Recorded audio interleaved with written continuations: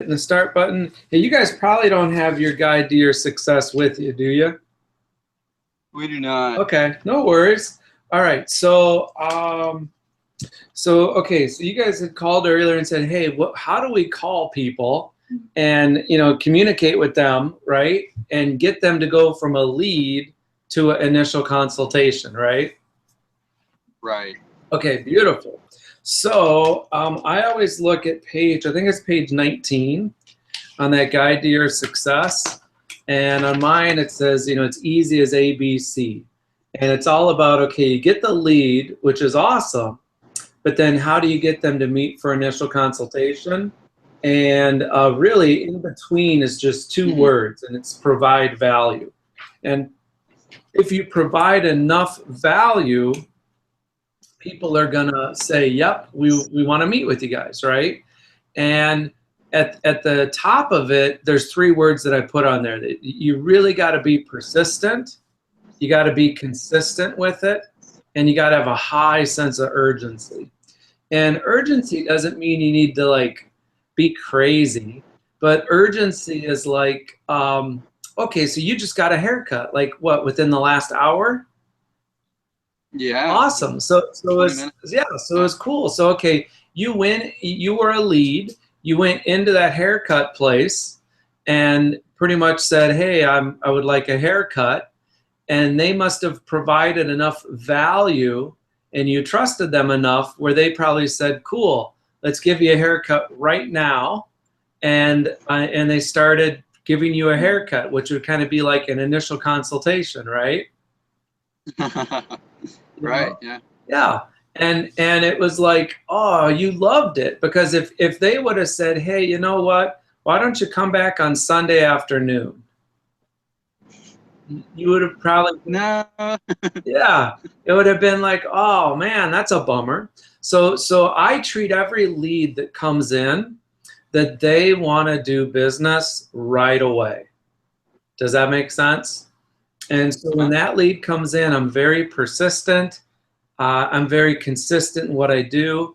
And I just have a really high sense of urgency. And I understand it's up to me to provide the value to them. And that's what's going to cause them to meet or not meet. And the leads that we're talking about here they're kind of like Zillow, Realtor, Trulia leads, where they've kind of selected a house, right? Mm-hmm. Okay. So so they've selected a house and they're like, we would like to see this house. And then you get the email or the text saying, yep, we want to see the house. I would say, and it all depends, but probably a good ratio is probably 1 out of every 5, 1 out of every 4 of those leads, you should get an initial consultation.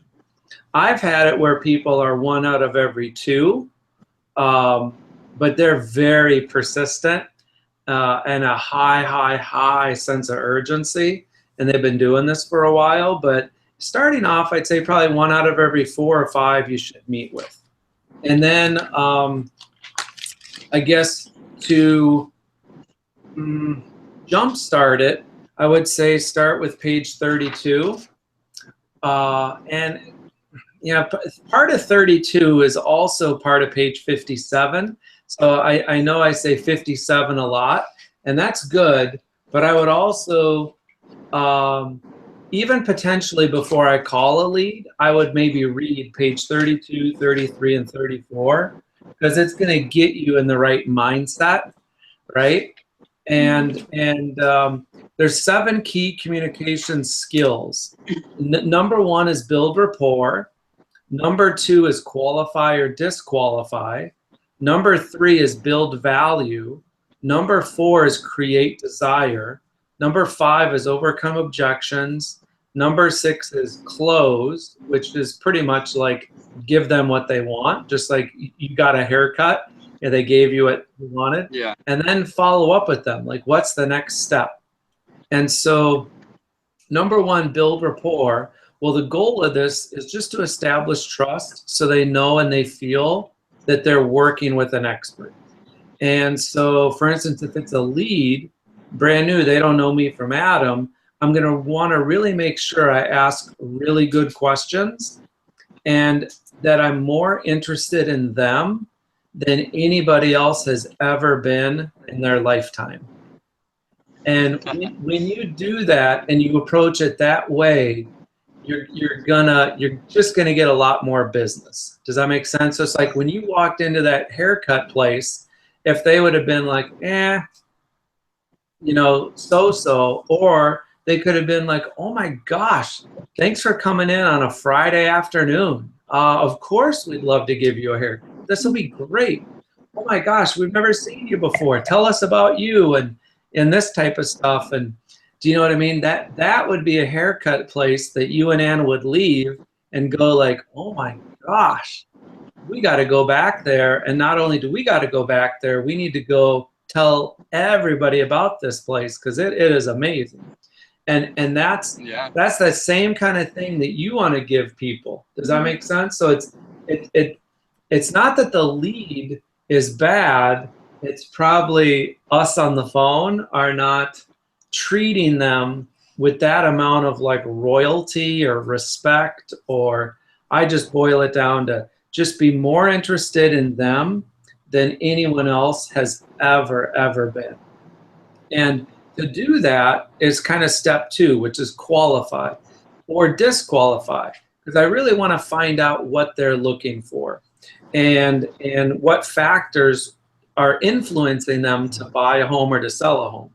And so one of the first questions I ask is, hey, so cool, I know you had called off of this house on 123 Bluebird Street. Well, tell me, what has you thinking of moving? And they're going to say what has thinking of moving, or they're going to say, hey, we just want to know how many bedrooms it has. And so I would answer that question, oh, well, this has 4 bedrooms. And then I might say, so tell me, what's important to you about 4 bedrooms? And then the next big question I want to ask is, well, tell me, when do you want to be enjoying your new home? And then the next question is, well, what's holding you back? You know, how come you haven't bought something already? And then the last question, and it's not on page 32, but when you get back, I'll send you this video so you can watch it. And I would write it on the bottom of page 32. And the question is, at what price would you get really excited to buy a house? And so if somebody asked me that question, I might be like, yeah, if I found a house of my dreams at $600,000, I'd be really excited. Somebody else might be like, well, if it was $200,000, I'd get really excited. If it was $2.2 million, I'd get really excited, right? And that's just a really good question. At what price would you get excited to buy a house? It's kind of a different way to say, you know, what kind of price range are you looking for? And then number 3 is to build value. And this is, now you're ready to build value around you. And the main way I ask this question is on page 33, where it says, hey, we recently helped a family out just like you. If that's true. If you've never helped out somebody, you can't say that. But as long as you've helped out a family, I would say, oh my gosh, we've helped out a family just like you. You know, by the way, how much do you know about us? And the lead is probably going to say, well, nothing, right? Which is fantastic. That's exactly what I want them to say. So now you have 1 to 5 minutes, maybe even 1 to 2 minutes to really build a bunch of value and let them know who you are, how you're different. It's basically our core story, which is, hey, the 3 promises, right? Like, oh my gosh, as my newest client, you know, I'm going to make you 3 promises. 1 is I'm always going to be on time. Is that okay with you? You know, 2, I'm going to do what I say I'm going to do. Is that okay with you? And 3, I'm going to be brutally honest with you. You know, is that okay with you? And then there's 3 things I need to be doing with you and for you. One of them is I'm just going to consult with you and make sure that you make a great, wise decision, no matter if you buy in this town or that town. Doesn't matter to me if you buy a condo or a $2.2 million property or a $99 million property. I'm going to make sure that you make a great, wise decision for you every step of the way. And then 2, I'm going to negotiate for you. So I'm going to treat your money like it's my money. And then 3rd, I'm going to handle all the details for you. There's 381 steps in a transaction. It can get pretty stressful, but I'll take all that off your plate. You know, bottom line, I'm going to get the job done for you, and I'm not going to let you down. And then on top of that, there's 3 performance guarantees that I do for you as my newest client. You know, one of them is I guarantee you that I'll save you $10,000 off of any house that you purchase through me. And if for some reason that doesn't happen, then I will write you a check for $2,400 at closing, if that's one of your performance guarantees, right? And you can tweak that up or down. You know, 2 is I guarantee you this will be the best buying experience you've ever had. I don't care if you bought a skateboard, a haircut, a dinner, a car. This will be the #1 experience you've ever had. And if that isn't the case, you just let me know, and I give you either 2 Apple iPads or I give you $1,000 cash. And then as my newest client, the 3rd guarantee I give you is I guarantee that you can cancel working with me at any time for any reason. I just really, really want you to be happy and to be satisfied. And when you say that kind of stuff to people, you're going to get them to pretty much drop the phone in a positive way. Does that make sense? And if for some reason you don't get a hold of them and it's just a voicemail, I would leave all this stuff on the voicemails, right? And so it's going to sound awkward, but that's okay, because they just don't know. Does that make sense? They just think they're getting a haircut, but what they're really getting is like, oh my gosh, so much more. And then number 4 is, but okay, and part of that number 3 is I'm really targeting everything towards the benefits they're going to receive. Does that make sense? So in that, I'm not talking about me, how I've sold $371 million of real estate, and gosh, I'm a really nice person, and I'll take great care of them, and all this type of stuff. None of that. It's all about the benefits they're going to receive. And then it's really important at the end to say, bottom line, I'm just going to get the job done for you, and I'm not going to let you down. And then number 4, create desire. So the goal here is to really make them want to meet with you like now. Does that make sense? So not next week, not a month from now. And on buying, I might describe to them like, so tell me, where do you currently live? You know, are you renting? Oh my gosh, you're renting? How much do you pay a month in rent? Well, I pay $2,000 a month in rent. Oh my gosh, that's like, sorry, I got a text here from someone that I got to get back to them on. Boy, you're paying $2,000 a month in rent. That's like $24,000 in a year. I mean, that money's gone forever. We got to stop that. You know, that's some kind of urgency, right? Or, boy, you're paying $1,000 a month in rent. Oh my gosh, that's $12,000 in a year that's gone forever. That's like taking cash and just throwing it out your car window as you drive down the road. Like, hey, it's America. You can do that. It just isn't the wisest decision to do.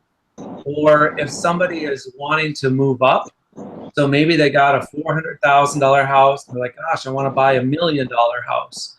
Then it's like, awesome. Let's live that dream now. Like, why would you postpone that dream, right? Like, if you want to have a pool, and the reason you want a pool is so the kids can enjoy the pool, well, do that now, because when your kids are 40, they're probably going to have a pool of their own, so it does no good. Does that make sense? Or there's so many people that say, well, I want to get into a different school district. Cool, do that while your kids are in 3rd, 4th, 5th grade. There's no sense to do that when your kids are 22. And then I just like to say buying a home will probably be the best financial decision you're ever going to make in your life. Bar none. I mean, Warren Buffett, who's a pretty well-to-do person, he says, and he's really big into stocks and investments. He says the number one thing people should do first and foremost is purchase a house, right? So just taking advice from the richest person in America, I would like, we definitely want to get you a house.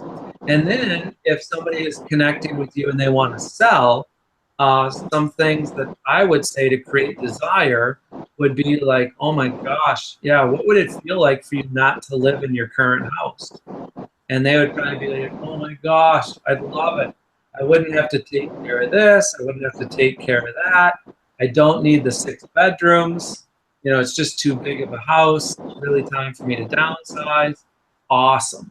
You know, I might say like, gosh, what would it feel like for you to move on from this house you got into something simpler, right? So, so that's that. And then overcoming objections. So when you are talking to someone the first time for a lead, they're probably going to say, I got to think about it, or, you know, maybe it's too early or whatever it is. And I understand people are going to have objections. And so I almost get out like 7 or 8 different things that I put on my desk. And I realized these are the 7 objections they're probably going to have when I talk with them. You can't really see the desk, but that's the, anyway, there's the 7 or 8 different things, right? And every time I ask them to do something, Jonathan and Anna, I'm going to move one of them over to this side of the desk because I asked. So what I want to ask is, if it's a buyer lead, I'll say, so awesome. So let's go see that house you called on. And many times they're going to say, nope, not interested. Well, okay, I asked. And then I would say like, oh my gosh, why not? But why wouldn't you want to see that house today? And that's the second time. And they may say, da-da-da-da-da. And then I'd say, okay, well, cool. Well, you know, it doesn't cost you anything to see houses, right? So let's take a look at that house that you called on. But there's probably 2 or 3 others that I think are pretty nice too. We'll take a look at those. I'll get those set up for us to see. So would it be best for us to take a look at those houses today at 4 o'clock or 5 o'clock? Or would Saturday morning be better for you? And they'll say da-da-da-da-da-da. And maybe they say, well, I haven't gotten pre-approved yet.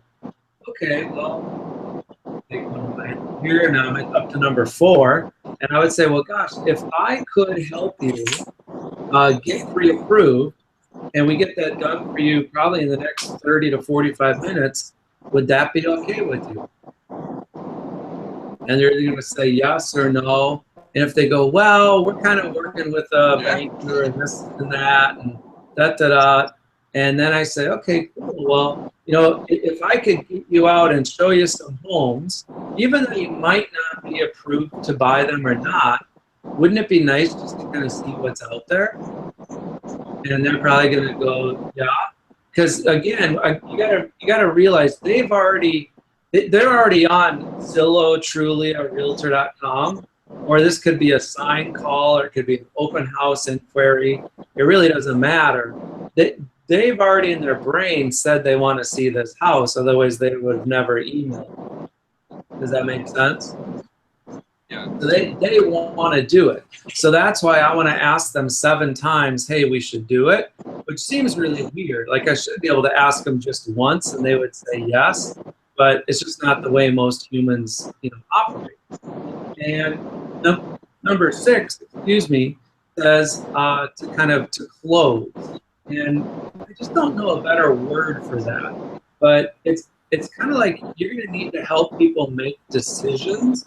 And it's okay for them to feel a little pressure, because either you're going to lead them to this decision and their success, or they're going to go to someone else who's going to lead them to their success. Does that make sense? So I tell people it goes back to that you got to be persistent, consistent, and a high sense of urgency. Because the best realtors aren't necessarily the ones that know the most. they're the ones that are the most urgent.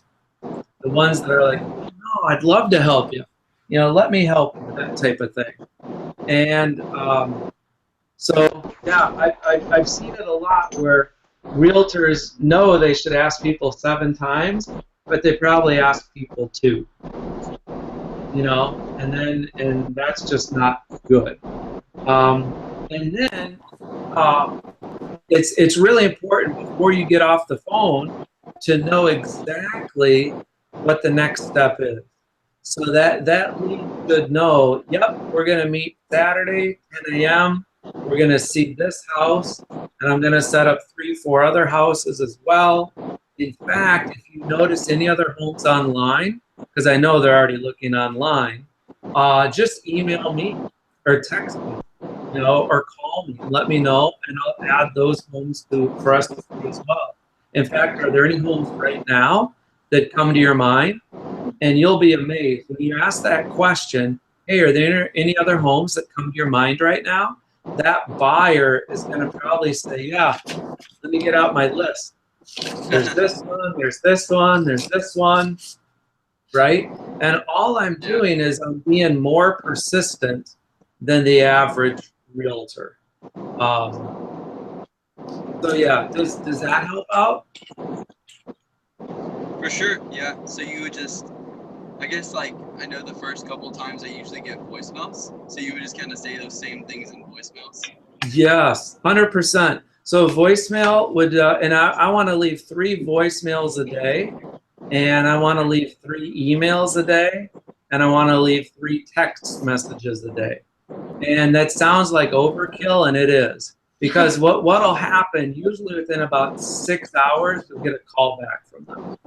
And they will be very eager to talk to you. Because again, they're the ones who reached out and put their information in. Does that make sense? We're not cold calling someone. They said we want to see this house. And so a voicemail might be something like this. And first voicemail might be just like, oh my gosh, I'm bummed I didn't get a hold of you. I know you had called off a 123 Bluebird Street. That's a cool house. You know, tell me, what has you thinking of moving? You know, where do you want to be? When do you want to be enjoying your new home? What's holding you back? You know, at what price would you really, really get excited to buy a house? Gosh, you know, recently I helped a family out just like you. I'm not sure how much you know about us or not, but, and then I go through all that stuff I did, the 3 promises and the 3 things I'm going to do for you. And bottom line, I'm going to get the job done. And these are my 3 performance guarantees. And then I might go like, gosh, I don't know if you're looking to upsize or to downsize, if you have a property to sell or not. But oh my gosh, I'd love to meet with you, find out exactly what's going on in your situation. And I'm just really looking forward to being of help to you and to being of service of you. So yeah, so right now it's 2 o'clock. And if I don't hear back from you by like 4:30 today, I'll give you a call back. All right, thanks. Bye. And then what I would do on the next call, Jonathan, Anna, and Jamie, I would go to, I think it's page,